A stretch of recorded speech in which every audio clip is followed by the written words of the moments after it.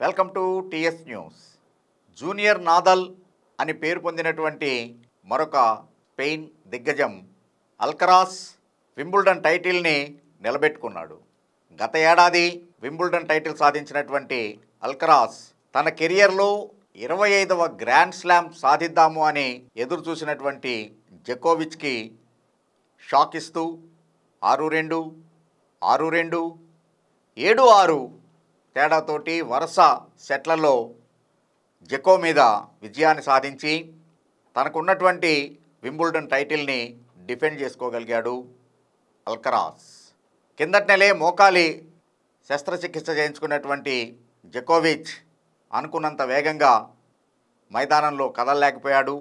మరొక వైపు 21 సంవత్సరాల నవ యువకుడు అల్కరాస్ మొత్తం కోర్ట్ అంతా కలిగి తిరుగుతూ అద్భుతమైనటువంటి back hand shot, four hand, అలాగే నెట్ దగ్గర డ్రాప్ ఇవన్నీ కూడా చాలా చక్కగా సంధించి జకోకి సమాధానం లేకుండా చేశాడు. మొత్తం మీద ఇంత మటుకు ఈ ఏడాది ఫ్రెంచ్ ఓపెన్ కూడా గెలిచాడు.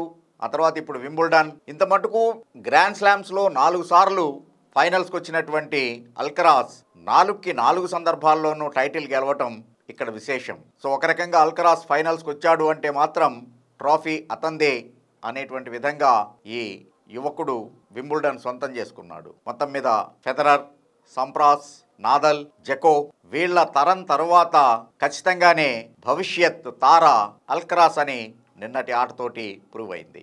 Thanks for watching TS news.